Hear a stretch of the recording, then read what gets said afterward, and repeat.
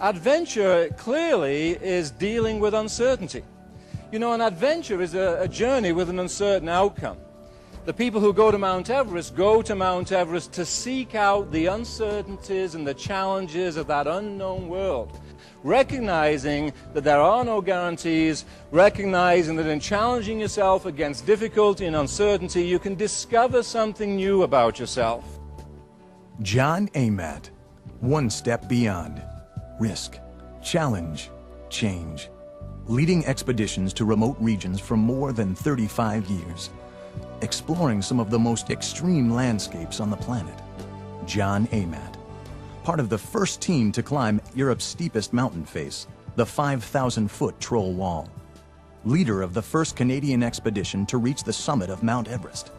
Going one step beyond. Taking the risks that lead to change. It's only when we are forced to struggle by some kind of external event, perhaps over which we have no control, or when we choose to struggle by challenging the status quo and setting difficult goals for ourselves, it's only then that we discover what we're really capable of achieving. I am, for example, the man I am today because at a very early age, growing up in England, I was very shy, very insecure. I lived in a very protected world. My father was a senior bank executive, a very conservative profession. My mother was a full-time homemaker, always there when I needed help. And it wasn't necessary for me as a kid to take any risks with my life, and as a result, I had no confidence. And I can still remember a family holiday. I think I may have been 8 years of age. We were driving around in the car. We had become lost. And my dad asked me to get out of the car to go to speak to a stranger, to ask that man for directions back to our hotel. And I was so intimidated about the idea of speaking to one stranger that I refused to even get out of the car. I now make my living speaking to strangers. I've created a strength out of what had been a limitation by acknowledging that weakness and by challenging it and myself against increasing difficulty on mountains all over the world. Because when you confront fear, it recedes in front of you. When you run away from fear, it only grows in your mind. In fact, I've come to believe that fear and anxiety is really just nature's way of focusing our attention on the task at hand. And if that's true, and we're not feeling a little bit anxious, clearly we're not paying attention to what's going around us. Clearly we're clinging to the status quo of the past and not seeking out those new opportunities of the future. Laurie took pictures of everything around in the panorama, the landmarks, the mountains, his Sherpa companions. And then, of course, he decided it was time to get a picture of himself on the summit. And it was at that point that he realized he'd run out of film. He started to hunt around in his backpack to find that little 2-ounce canister of spare film that he always carried, and he realized in the urgency to get going that morning he'd forgotten to bring any spare film. He never did get a picture of himself after all that effort. There is a small consolation, though, if you look carefully in the sunglasses of the man on the right-hand side. But you know, pictures aren't important because you don't learn anything from looking at a picture. Standing on the summit isn't even that important because you don't learn anything standing on the summit. The important thing, of course, after an achievement like this is to step back, digest the experience, learn the lessons, and then you can gaze out towards those new plateaus of endeavor out there which are only now possible because of that new learning that has just taken place. I should tell you, incidentally, that I did not personally stand on the top of Everest on this expedition. I was one of the leaders of the team. It wasn't my job to stand on the summit. My job was to make sure somebody did. Because in our definition of team success, when one person climbed that mountain, the entire team had achieved the goal. And it didn't matter who it was as long as one member of our team reached the top of this mountain. John Amatt, one step beyond.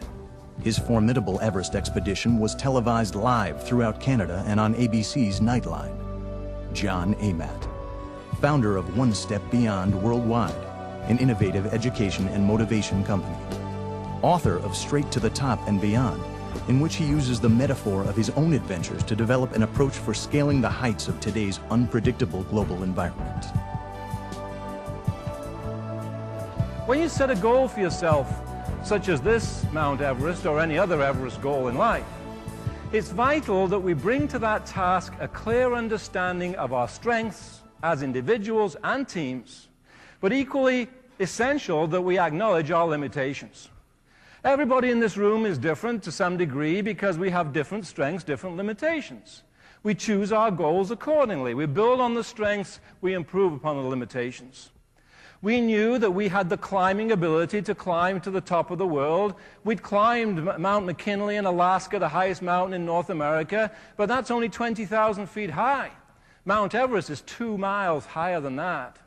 So while we recognize this strength, we also acknowledged a very significant limitation, and that was our inability to perform effectively in the rarefied airs of the mountain, as effectively, that is, as the native Sherpa people do who live around the base of Everest at elevations of up to 15,000 feet above the sea.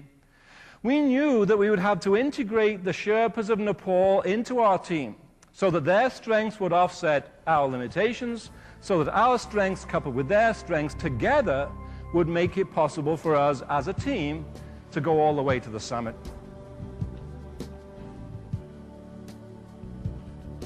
Aldous Huxley, the writer, also said experience is not what happens to you. He said experience is what you do with what happens to you.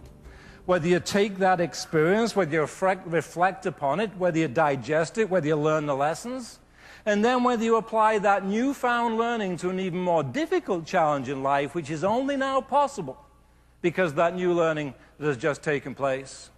And it was that experience on that mountainside in Norway at the age of 20 that for me opened up in a crack in a door of possibility that many years later was to take me to Mount Everest as a leader of the first Canadian team ever to try and climb this mountain. John Amatt, the world's best adventure speaker, International Celebrity Management of Australia. More than 1,500 keynote speeches to over 750,000 people in 35 countries, encouraging audiences to push beyond, way beyond self-imposed limitations to embrace personal accountability and effective teamwork. The key to it all? F8 and be there. Pat Morrow is a professional adventure photographer. He's one of the finest outdoor photographers in the world today, and he wanted to take the pictures from the top of the world. But on the summit, it was minus 40 degrees Fahrenheit, 72 degrees of frost, so cold that the battery couldn't charge his electronic camera. He couldn't get an accurate reading of the light to expose the film correctly. So what he had to do was manually operate the camera, to take off his mitts and manually operate that camera.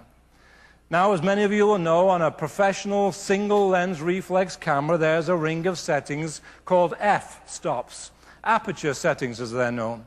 They go all the way from f1.4 all the way around to about f32. In any one situation, only one of those settings can be absolutely correct to expose the film correctly to the light in that situation.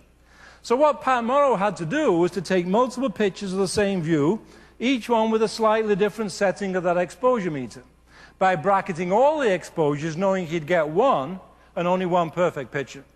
And it was that focus, that concentration, that discipline in the sub-zero temperatures that brought back some of the best pictures ever taken from the top of the world. Many people have asked him since how he takes these pictures, and he has a very simple answer. He says, F8 and be there is how you take great photographs. F8 the camera to expose the film correctly to the light, and then be there in the right place to click the shutter. It's that simple. But you know, if there's only one thing you take away from this presentation, I hope it'll be that phrase. Because to me, metaphorically speaking, F8 and be there is going to be the key to success in the changing times to come. Because just as Pat Morrow has to F8 his camera to expose the film correctly to the light, so do we have to F8 our minds.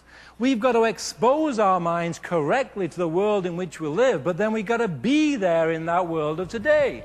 Because the way we did things in the past aren't working necessarily anymore, because the world has changed and we must change with it.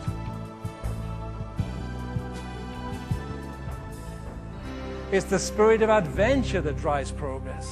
It's the spirit of adventure applied to everyday life, challenging the status quo, using our innovativeness to create new things. It's that adventure that enables us to adapt to the environment and move ahead to any kind of future that we face.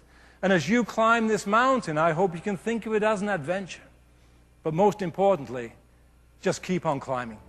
Thank you.